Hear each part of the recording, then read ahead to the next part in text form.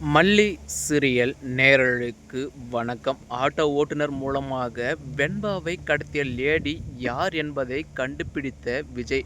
நடந்தது என்னன்னு தெரிஞ்சதுக்கு முன்னாடி இப்போ தான் சேனலுக்கு முதல் முறையாக வரீங்கன்னா மறக்காமல் லைக் பண்ணிட்டு வாங்க.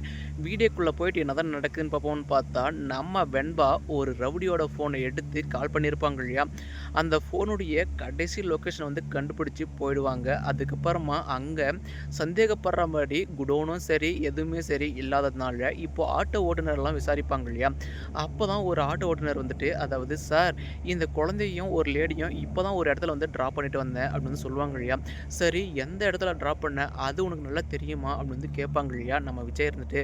சரி சார், என்னை ஃபாலோ பண்ணிகிட்டே வாங்க அப்படின்ட்டு இப்போது அந்த ஆட்டோ வந்துட்டு கார் வந்து முன்னாடி போக, நம்ம விஜயும் மல்லியும் பின்னாடி காரில் போக, மறுபக்கம் சார் இந்த வீட்டான தான் சார் இறக்கி விட்டேன் அப்படின்னு வந்து சொல்லிட்டு இப்போது அந்த ஆட்டோக்காரர் வந்து கிளம்பிடுவாங்க இல்லையா. அந்த ஒரு சமயத்தில் நம்ம விஜயும் மல்லியும் அங்கே தேடி பார்ப்பாங்க. மறுபக்கம் அந்த வீடும் லாக்கில் இருக்கணும் இல்லையா. ஏன்னா அந்த லேடி கொஞ்சம் உசாரம் தான் வந்து சொல்லலாம்.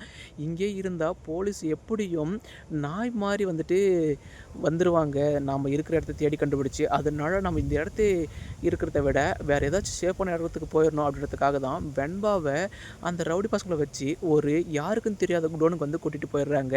மறுபக்கமும் இப்போ நம்ம விஜய் இருந்துட்டு அடுத்து நம்மளால் மட்டும் வெண்பாவை காப்பாற்ற முடியாது. இப்போ போலீஸ் உதவி தேவை, கன்ஃபார்ம் தேவை அப்படின்ற பட்சத்தில் நம்ம விஜய் இருந்துட்டு போலீஸ்க்கு வந்து கால் பண்ணுவாங்க இல்லையா. சார், அதாவது வெண்பாவை யார் மறுபடியும் கடத்தினாங்க அப்படின்ற ஒரு விஷயத்தை கண்டுபிடிச்சிட்டோம். ஆனால் அந்த லேடி யார் என்னன்னு வந்து தெரியல. இங்கே ஒரு சிசிடிவி கேமரா இருக்குது, அதில் வேணால் நீங்கள் வந்தால் தான் அங்கே அவங்க கிட்ட வந்து வீடியோ வந்து வாங்க முடியும். ஏன்னா நாங்கள் போய் கேட்டால் தரமாட்டாங்க அப்படின்னு இப்போ நம்ம விஜய் வந்து சொல்லுவாங்க இல்லையா. சரி விஜய் சார், கொஞ்சம் ஒரு 5 நிமிஷம் வெயிட் பண்ணுங்கள். ஏன்னா கவுன்சில் வந்துட்டு ரேஷன் கடைக்கு அதாவது வந்திருக்காங்கன்ட்டு அவங்களுக்கு பாதுகாப்பு கொடுக்க வந்தோம். அவங்க இன்னொரு 5 நிமிஷம் கிளம்பிடுவாங்க. அவங்க போனதும் நாங்கள் வந்துட்டு ஸ்பாட்டுக்கு வந்துடுறோம் அப்படின்னு சொல்லிட்டு இப்போ போலீஸ் வந்து ஸ்பாட்டுக்கு வந்துடுவாங்க இல்லையா. அதுக்கப்புறமா தான் அங்கே பக்கத்தில் கடையில் இருக்கிற கேமரா மூலிமா, சரிப்பா இங்கே கேமரா கொஞ்சம் காட்ட முடியுமா, இன்றைக்கி காலையில் நடந்ததெல்லாம் கேட்கும்போது தான் இந்த லேடி யார் என்னன்னு தெரியுமா. அப்போது கடைக்காரர் சொல்கிற ஒரே விஷயம், இந்த லேடியா இவ ஒரு மோசமான வந்து பொம்பளை, குழந்தை யாராச்சும் கிடைச்சா போதும் அவங்கள அப்படியே கைமாற்றி விட்டுருவா. அதுவும் இன்றைக்கி ஒரு நல்ல குழந்தை கிடச்சிருக்கு போல், இதை வச்சு அவன் நல்ல காசு பணம் பாப்பா அப்படின்னு சொன்னதுமே நம்ம மல்லிக்கு அப்படி ஒரு பயம். என்னங்க இப்போ நம்ம குழந்தை எங்கே இருக்கோ எப்படி இருக்கோ தெரியல, மல்லி கொஞ்ச நேரம் சைலண்டாக இரு, உன்னால தான் இப்போ என் பொண்ணை வந்து தொலைச்சிட்டு நிற்கிறேன், அவள் எங்கே இருக்கான்னு எனக்கு மட்டும் என்ன தெரியும் அப்படின்னு இப்போது 2 பேர் பேசிட்டு இருப்பாங்க இல்லையா. ஆனால் இவ ஒரு இடத்துக்கு வந்து அடிக்கடி போவா, ஆனால் அது எந்த இடம்னு வந்து தெரியாது. இவளுக்கு பேக்ரவுண்டில் வந்துட்டு ரவுடி பசங்களும் இருக்காங்க அப்படின்ற ஒரு விஷயத்த அந்த கடைக்காரன் வந்து சொல்லுவான் இல்லையா. சரி, இவளுடைய நம்பர் வந்து ஏதாச்சும் கிடைக்குமா, இவன் மாதத்துக்கு ஒரு நம்பர் வந்து யூஸ் பண்ணுவா, அப்படி இருக்கும்போது அவ்வளோ சீக்கிரம் வந்து பிடிக்கிறது கொஞ்சம் கஷ்டம் தான் அப்படின்னு சொல்லுவாங்க இல்லையா.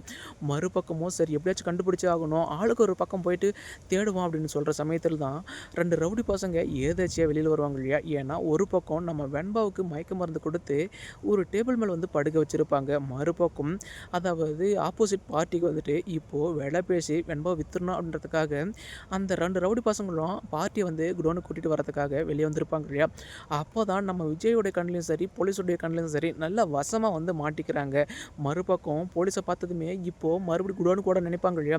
அப்போது நம்ம விஜய்க்கு சந்தேகம் வந்தது மட்டும் இல்லாமல் உடனே காரை அங்கேயே நிறுத்திட்டு அப்படியே ஓடி போயிட்டு பார்த்தா அங்கே வெண்பாய் இருக்கிறத பார்த்ததுமே நம்ம விஜய் வந்துட்டு அப்படியே ஷாக் ஆகி போய் நிற்கிறாங்க. மறுபக்கம் அங்கே இருக்கிற ரவுடி பசங்களை நம்ம விஜய் ஒரு பக்கம் அடி வெளுத்துக்கட்ட, மறுபக்கம் போலீஸ் வந்துட்டு இப்போது அந்த ரவுடி பசங்களெலாம் அரெஸ்ட் பண்ண. மறுபக்கம் நீதாம்மா தழுவியா, அதாவது குழந்தைய காப்பாற்றுறேன்னு அவளுக்கு ஆசை வார்த்தை கூறி அவளை வந்துட்டு இந்த மாதிரி மயக்க வர வச்சு இப்படி வந்து ஒரு இடத்துல படுக்க வச்சிருக்கே, உனக்கெல்லாம் கொஞ்சம் கூட அறிவில்லையா, நீயும் ஒரு பொம்பளை தானே அப்படின்ட்டு இப்போது போலீஸ் இருந்துட்டு அந்த பொம்பளைக்கு தரும் அடி கொடுத்தது மட்டும் இல்லாமல் மறுபக்கம் அவளை அரெஸ்ட் பண்ணவும் செஞ்சிடறாங்க. மறுபக்கம் இந்த குழந்தைய உனக்கு எப்படி தெரியும் அப்படின்னு வந்து கேட்கும்போது, சார் அவள் உதவி கேட்க வந்தா, நானும் உதவி பண்ணலாம் தான் இந்த இடத்த கூட்டு வந்தேன். ஏம்மா நீ உதவி பண்ண இந்த இடத்த கூட்டு வந்தியா, இல்லை அந்த குழந்தைய சேல்ஸ் பண்ண கூட்டு வந்தியா, அவ்வளோ கூட யோசிக்காத முட்டாள் நான் கிடையாது அப்படின்ட்டு இப்போது அதாவது வெண்பா ஒரு பக்கம் மயக்க நிலைமையில் இருப்பாங்க இல்லையா. அப்போ தான் வெண்பாவுடைய முகத்தில் தண்ணி தெளித்து இன்னொரு பக்கம், மல்லியம்மா வந்துட்டிங்களா, நீங்கள் இல்லாமல் நான் எவ்வளோ தவிச்சு போயிட்டுன்னு தெரியுமா, டாடா வந்துட்டிங்களா அப்படின்ட்டு ஒரு பக்கம்